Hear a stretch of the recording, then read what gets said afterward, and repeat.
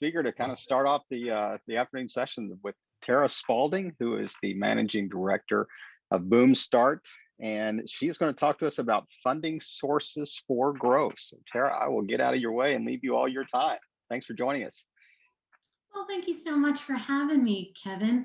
I'd like to tip my hat over to Marcus Jacklin. That was a great presentation about artificial intelligence and how it's been maturing, especially over the last decade. In particular, I am from the software space and absolutely can attest to the advantages of how all of this development is in fact influencing positively our economy. Again, my name is Tara Spalding. It is an honor for me to be here and the leading entrepreneurship of the world event. And as mentioned before, I am the managing director of BoomStartup Accelerator. I'm also on the board of directors of a nonprofit called venturecapital.org, which is one of the older institutes that teach people on how to fundraise and prepare for capital. I have also have experienced quite a extensive background in the enterprise software space over a couple of decades, and also founded an incubator 9 years ago that helped companies prepare the go-to-market strategy as well as their funding resources. Today, as mentioned, we're going to take a little bit of a step sideways and go back to what Nick Petros mentioned on how the solopreneur influx has basically bloomed since COVID, and that is 100% true, especially from my perspective.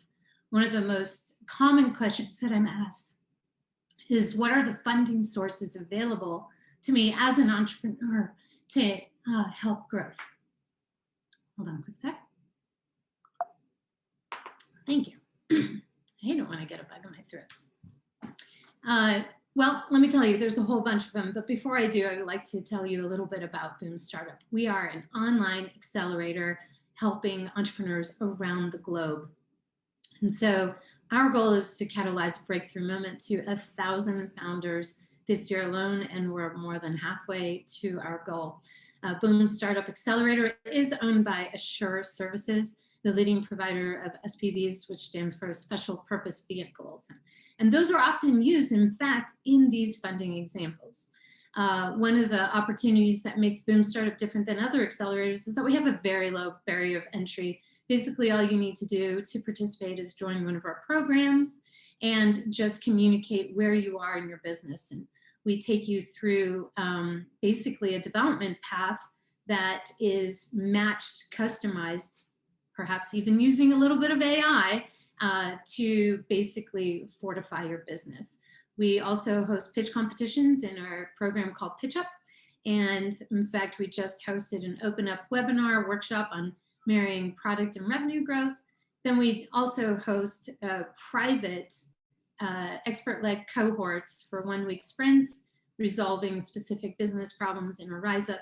And of course, we have a funding program called Amplify Up. Amplify Up helps pre-seed investment up to $100,000 through leveraging SPVs.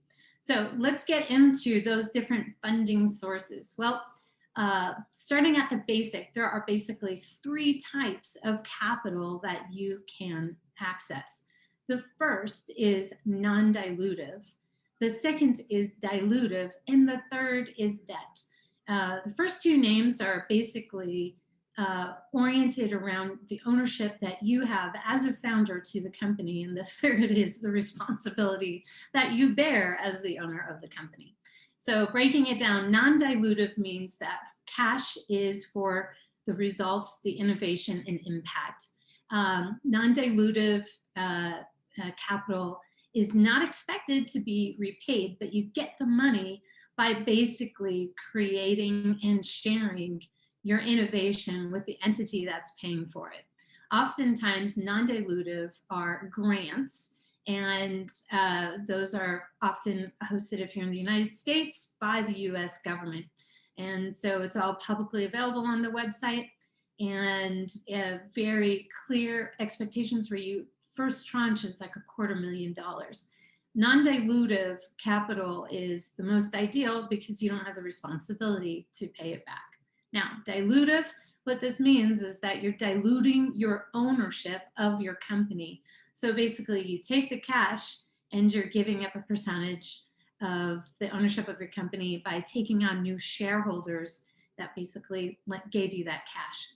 Now, it's repaid by the sale of the ownership of your company or their shares itself. And this is a very important aspect because founders who go to organizations such as mine, an accelerator, or to venture capitalists or angels, etc., just think that they're taking on the money. And in fact, it's a promise that there is an exit in mind, and that exit is going to be extremely lucrative for us that give you the cash very early on in unprecedented times. And of course, the last is debt. We all know debt. Obviously, if you have a credit card or a mortgage or any sort of educational loan, they all qualify. And in fact, there's very specific tiers of debt when it comes to commercial or for businesses. And bottom line, debt is cash for repayments with interest. And it's very fixed. It's, you know exactly what you're getting, and you know exactly what you're paying back. And it's quite straightforward, but sometimes very, very expensive. Moving on, let's go through some examples as to what non-dilutive is. I previously mentioned grants, which are fantastic opportunities for very early stage companies to leverage and attain government-oriented money. But the other one that I haven't mentioned, and something that's been taking quite enough of attention recently, especially since the last 5 years, are pitch competitions. And pitch competitions are when you as a founder go in and present and sell and entice and convince judges that your idea, your business idea, or your innovation idea is the best out of others that you're directly pitching against. I know some founders that have participated in pitch competitions throughout the entire year that pull in more than 6 figures in earnings and winnings. This is all non-dilutive. They still own their company and they're gaining this sort of notoriety. It's a fantastic sort of opportunity that if the grants are a little bit too long to attain and a little too risky, then just start pitching yourself at the pitch competitions. And as I mentioned before, BoomStartup Accelerator, we do have pitch competitions quite frequently. So sign up. Now, for dilutive capital, this is where you're taking on shareholders, and basically they get shares at a specific price that's determined by the valuation. Now, how do you get shareholders? Well, there's basically 3.5 different ways that you can do this in different sort of what we call terms or structures. The first is crowdfunding. I'm not talking about those sort of Kickstarter campaigns that you receive, because those you're just buying, products before they're developed. There's actually crowdfunding platforms where people who are unaccredited investors can actually purchase a portion of your company. And that is dictated by the SEC, and it's called Reg CF. And in fact, all of these dilutive capital organizations are all managed through the SEC here in the United States. We also have what's called price rounds or equity. And equity also has another synonym called securities.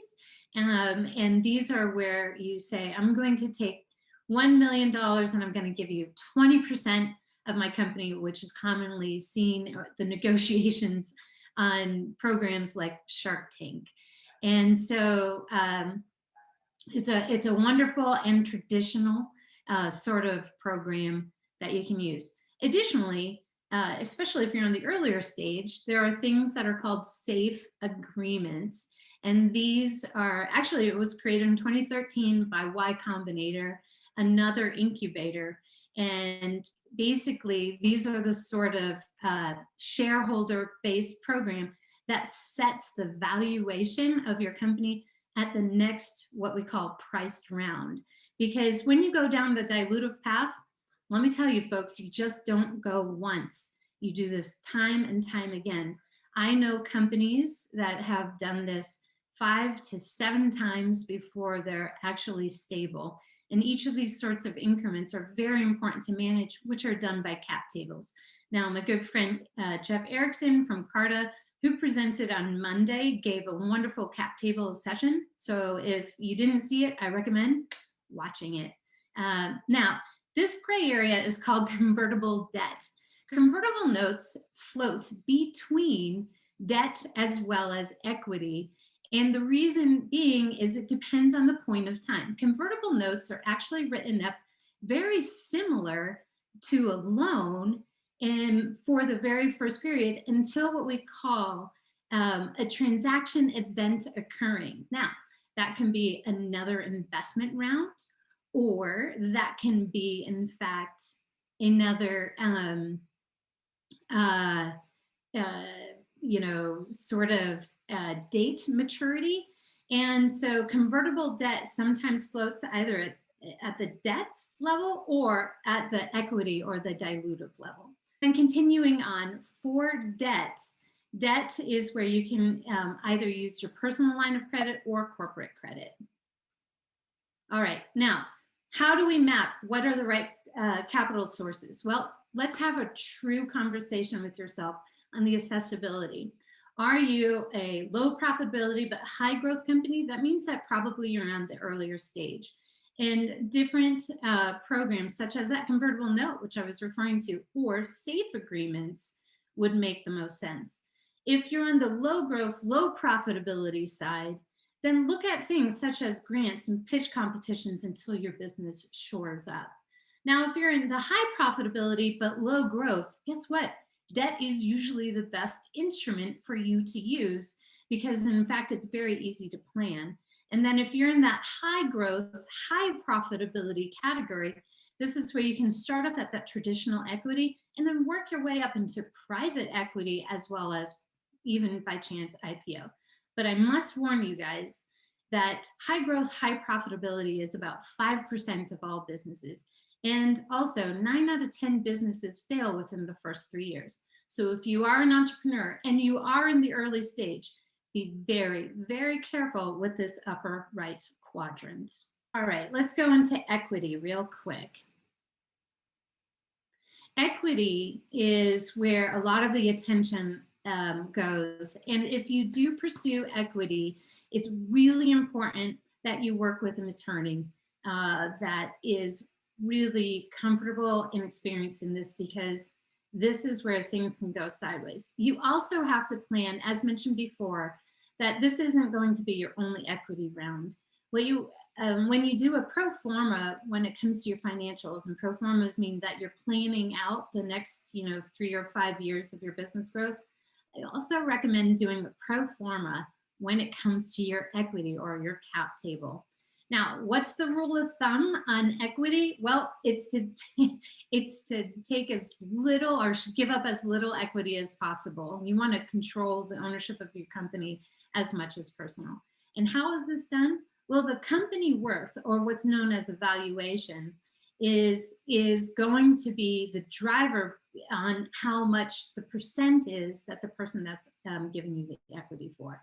Now, when we look at equity, there's very low risk equity as well as high risk equity, and oftentimes it follows the maturity of the business cycle. When it comes to pre-seed, it's considered a high risk as well as a high return for those investors that jump in that, such as myself, in an accelerator.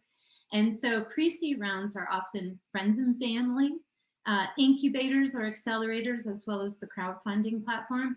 And then also we leverage SPVs, or special purpose vehicles, to aggregate a lot of small checks to create that larger sum amount without hurting your cap table.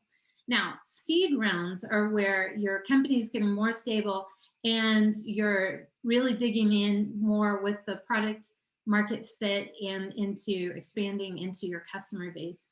And that's where you go after accelerator equity, SPVs, of course, doing the same aggregation. And then this is where you start getting serious with angel groups, VCs, etc. Now, as for series is usually designated with a letter, like it goes from series A to, it could even go to Z. And in fact, series are sometimes even attached with bridge rounds, but these are the plus $1 to $2 million up. And oftentimes they're led by an investor that's a institutional investor, such as like a venture capital group. And very oftentimes, series is when you get members of your board in exchange of the cash as well. Family offices is another significant category in the United States for series investments, as well as strategic investors. So, for example, if you're a component company, you can pull on Dell or Apple or Google to help integrate your component into the product line, and that's what we consider strategic investors. Now, late stage, this is when you go to venture banks, private equities, and go through the IPO. Okay, debt. Let's just be honest here. Use as little as possible, but keep that big line of credit just for those rainy days. And the whole thing about whatever cash you pull out, you're expected to pay it back with the interest. Very commonly when it comes to commercial loans and debt, it's what's called a revolving loan, and you get charged an interest rate on a per day base. Sometimes, in fact, it's easier to carry it on personal levels, more so than on commercial levels, especially for early stage entrepreneurs. And the one thing that I like to also talk about is revenue-based financing.